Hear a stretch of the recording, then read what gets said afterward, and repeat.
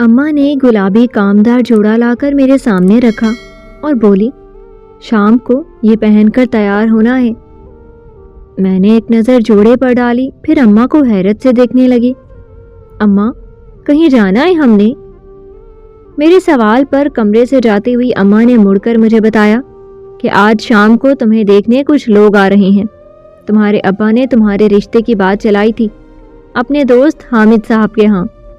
وہ لوگ آج شام اپنے لڑکے کو لے کر تمہیں دیکھنے آ رہے ہیں۔ اماں کی یہ بات میرے دل پر جیسے کوئی خنجر بن کر گری تھی۔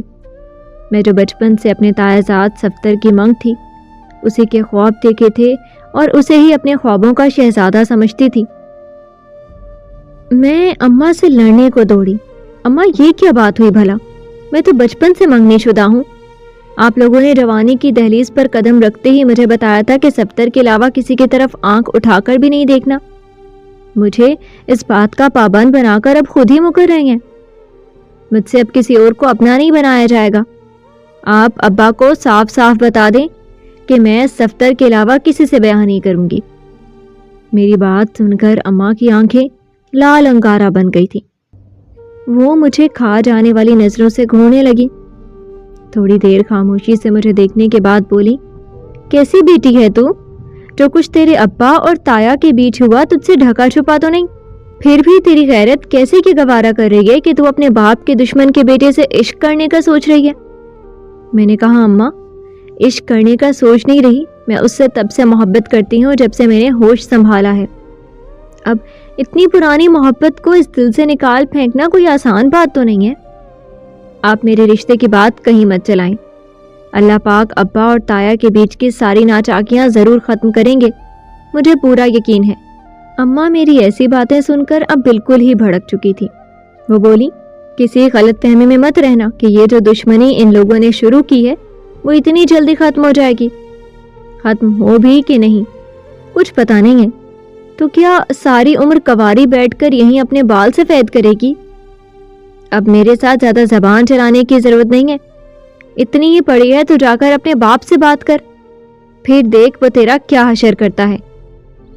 چپ چاپ جوڑا استری کر لے اور شام کو پہن کر تیار ہو جانا۔ میں نہیں چاہتی کہ اب اس عمر میں تیرے باپ کو جوان اولاد پر ہاتھ اٹھانا پڑے، اس لیے اپنی کس بھر کی زبان کو قابو میں کر لے۔ جس طرح میرے سامنے چل رہی ہے نا، اگر باپ کے سامنے چلی تو کاٹ پھینکے گا۔ اماں اپنا حکم سناتی باہر چل دی، جبکہ میں سر پکڑ کر چارپائی پر گر پڑی۔ یہ کیسے ممکن تھا کہ میں صفتر کے علاوہ کسی اور کی دلہن بن جاؤں؟ میرے علاوہ صفتر بھی یہ صدمہ کہاں سہ پائے گا؟ وہ جو مجھ سے بڑھ کر مجھے چاہتا تھا، یہ خبر سنتے ہی شاید وہ دنیا کو آگ لگا دیتا۔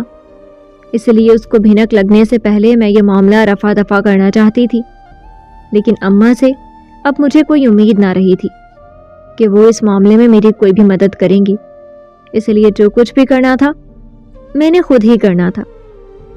میرے پاس اب ابا سے بات کرنے کے علاوہ کوئی راستہ نہ تھا، اس لیے بے صبری سے کمرے میں ادھر سے ادھر ٹہل کر ابا کے گھر آنے کا انتظار کرنے لگی۔ میرا نام نجمہ ہے، میں اپنے والدین کی اکلوتی اولاد ہوں۔ میرا بچپن بہت ہی خوبصورت گزرا تھا۔ ابا اور تایا کی فیملی ایک ہی گھر میں رہتی تھی، جو میری دادی کا گھر تھا، اور ان کے بعد ان کے دونوں بیٹوں کو ملا تھا۔ ابا اور اماں کی طرح تایا کی بھی ایک ہی اولاد تھی، ان کا بیٹا صفتر، جو مجھ سے کوئی 5 سال بڑا تھا۔ میں جب 10 سال کی تھی تبھی تایا نے ابا سے میرا ہاتھ مانگ لیا تھا، اور ابا نے بھی یہ سوچ کر بنا دیر کیے ہاں بول دی تھی کہ ہماری ایک ہی بیٹی ہے، اس طرح گھر کی گھر میں رہے گی۔ مجھے یہ تو پتا تھا کہ صفتر کے ساتھ میری منگنی ہوئی ہے، لیکن اس رشتے کی زیادہ سمجھ نہ تھی۔ صفتر جو مجھ سے 5 سال بڑا اور منگنی کے وقت وہ 15 سال کا تھا، اس لیے اسے ساری سمجھ تھی۔ وہ میرا بہت خیال رکھنے لگا، مجھے اسکول چھوڑنے ساتھ چلتا اور واپسی پر بھی میرے ساتھ ساتھ ہوتا۔ کئی بار اسکول جاتے وقت وہ اپنی پاکٹ منی بھی میرے ہاتھ میں تھما دیتا، یا پھر کبھی کبھی ہفتہ بھر خود نہ خرچ کرتا اور جمع کر کے میرے لیے کبھی چوڑیاں تو کبھی کوئی چیز لے کر آتا، مجھے جھولا جھلاتا اور کسی بھی لڑکے سے دوستی نہ کرنے دیتا۔ نہ ہی کبھی خود اس نے کسی لڑکی سے بات کی تھی۔ وہ کہتا تھا تم صرف میری ہو اور میں تمہارا۔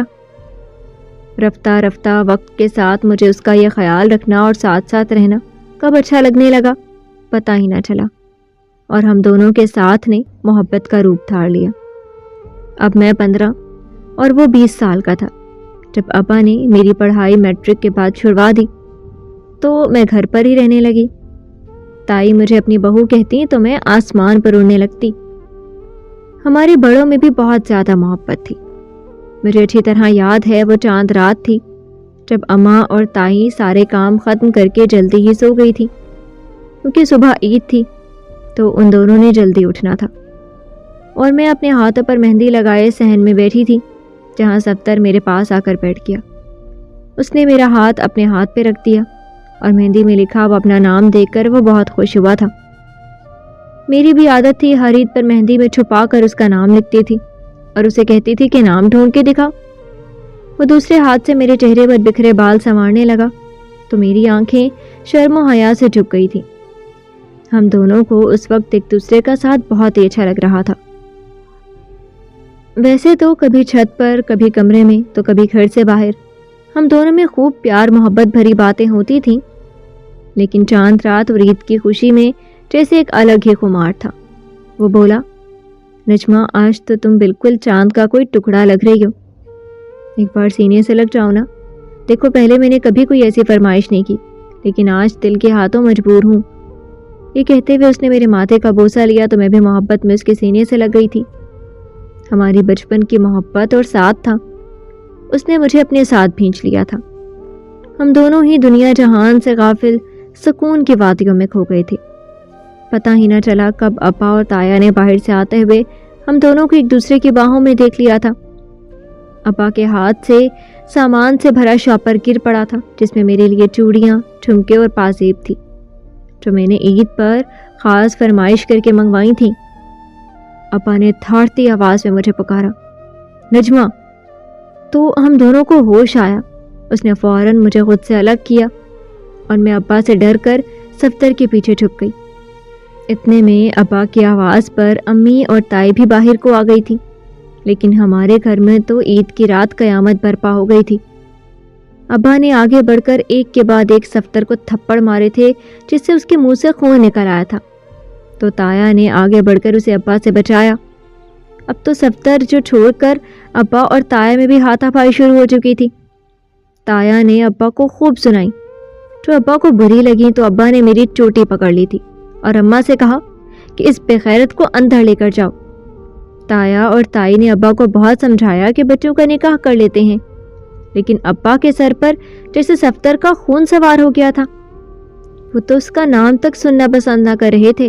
انہوں نے وہیں پر ہمارا بچپن سے طے شدہ رشتہ ختم کر دیا تھا۔ ہماری وہ چھوٹی سی غلطی اتنی بھیانک انجام لے کر آئی تھی۔ اگلے ہی روز عید کے دن ہمارے گھروں کے درمیان دیوار بن رہی تھی۔ نہ عید کی کوئی خوشی تھی، نہ تیاری۔ امی اور تائی کا الگ سے رو رو کر برا حال تھا، لیکن ابا بہت ہی زیادہ غصے میں تھے۔ یوں ہمارے گھروں کے درمیان دیوار بن گئی، اور مجھے صفدر کی طرف کبھی آنکھ اٹھا کر دیکھنے پر ابا نے جان سے مارنے کی دھمکی دے دی۔ رفتہ رفتہ اماں نے بھی ان لوگوں کو بھلا دیا تھا، لیکن میں کیسے بھولتی وہ سارے حسین لمحات جب جب مجھے صفدر کی محبت میسر تھی۔ میں اس کے بنا جینے کا تصور بھی نہیں کر سکتی تھی۔ گھروں کے درمیان دیوار تو بن گئی تھی، لیکن چھت اب بھی ایک ہی تھی۔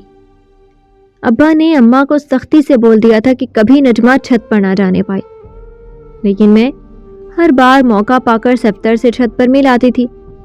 ہم دونوں گھنٹوں وہاں بیٹھ کر باتیں کرتے۔ اس نے مجھ سے اور میں نے اس سے وعدہ کیا تھا، شادی کریں گے تو ایک دوسرے سے، ورنہ زندگی بھر نہیں کریں گے۔ ہمارے درمیان یہ دوریاں آئے 1 سال ہونے والا تھا کہ ابا نے میرے لیے ایک اور رشتہ دیکھ لیا تھا۔ میں جلد سے جلد یہ خبر صفدر تک پہنچانا چاہتی تھی، لیکن دن میں مجھے اس سے ملنے کا موقع ہی نہیں مل پا رہا تھا، کیونکہ ویسے تو اماں دوپہر میں سو جاتی تھیں، لیکن آج وہ گھر کی صاف صفائی اور کام میں ہی لگی ہوئی تھی، اس لیے رات کو ہی موقع ملنا تھا۔ لیکن تب تک تو وہ لوگ آ کر مجھے پسند کر کے جانے والے تھے۔ میں اسی کشمکش میں اپنے کمرے میں یہاں وہاں ٹہل رہی تھی جب اماں دوسری بار میرے کمرے میں آئیں اور بولیں، ابھی تک تم نے جوڑا استری کیوں نہیں کیا؟ تو میں نے وہ جوڑا استری کر کے بہانے سے اٹھا کر جلا دیا تھا، جو پہننے لائق بھی نہ رہا تھا۔ اماں نے جلا ہوا جوڑا دیکھا تو سر پیٹنے لگی۔ کم بخت، میں اچھی طرح جانتی ہوں کہ تم نے جان بوجھ کر ہی کیا ہے، لیکن یاد رکھنا اس صفتر کے ساتھ تو کبھی نہیں بیاہی جائے گی، کہ تیرے ابا نے قسم کھا لی ہے، چاہے تو ایسے سو جتن ہی کیوں نہ کر لے۔ اماں نے ایک اور نیا استری کیا ہوا جوڑا میرے سامنے لا کر پٹخ دیا اور بولی، ابھی کے ابھی جا یہ پہن لے۔ میں ناچار وہ جوڑا پہن آئی تو اماں نے ڈریسنگ کے سامنے بٹھا کر میرے بال بنانا شروع کر دیے اور اپنے حساب سے مجھے تیار کر دیا۔ جب تک وہ لوگ بھی ابا کے ساتھ گھر پہنچ چکے تھے، باورچی خانے کا سارا کام اماں نے دن میں ہی نپٹا دیا تھا۔ اس لیے مجھے کہا کہ میں مہمانوں کے پاس جا رہی ہوں، تم چائے بنا کر لے آؤ، کوئی گڑبڑ مت کرنا۔ اماں مجھے دھمکاتی ہوئی وہاں سے چلی گئی تھی اور میں باورچی خانے کی بجائے سیدھا چھت پر چلی آئی تاکہ صفتر نہ صحیح لیکن تائی تک ہی یہ خبر پہنچا سکوں۔ لیکن میری قسمت کہ صفتر مجھ سے پہلے ہی چھت پر موجود تھا۔ مجھے تیار ہوا دیکھتے ہی وہ چونک گیا اور میرے کندھوں سے پکڑ کر پوچھنے لگا، وہ لوگ کون ہیں جنہیں ابھی ابھی میں نے تمہارے گھر داخل ہوتے دیکھا ہے؟ میں نے اس کے چہرے کے تاثرات دیکھتے ہوئے بتایا کہ تمہارا شک صحیح ہے، وہ لوگ میرے لیے رشتہ لے کر آئے ہیں۔ اگر آج کچھ نہ کیا تو یقیناً ابا مجھے اسی کے ساتھ بیاہ دیں گے۔ میری بات سن کر اس نے مجھے واپس گھر بھیج دیا اور خود بھی فوراً نیچے چلا گیا۔ میں ابھی باورچی خانے میں کھڑی چائے بنا رہی تھی کہ ہمارے گھر ان مہمانوں کی موجودگی میں ہی تایا، تائی اور صفتر آ گئے تھے۔ تایا نے ابا کے سامنے ہاتھ جوڑ لیے کہ ایسا ظلم مت کرو، نجمہ بچپن سے میرے صفتر کی مانگ ہے، ہماری امانت کسی اور کو تو مت دو۔ تائی بھی رو پڑی تو ابا کو ان پر رحم آ گیا اور اس نے صفتر کو معاف کیا۔ چند روز بعد عید کے دن ہم دونوں کے نکاح کی تاریخ رکھی گئی اور پچھلی عید پر ہمارے درمیان آنے والی جدائی اس عید پر ختم ہونے والی تھی۔ میں اور صفتر ایک دوسرے کو دیکھ کر مسکرا دیے تو تایا نے ہم دونوں کو گلے لگا کر عمر بھر خوش رہنے کی دعائیں دیں۔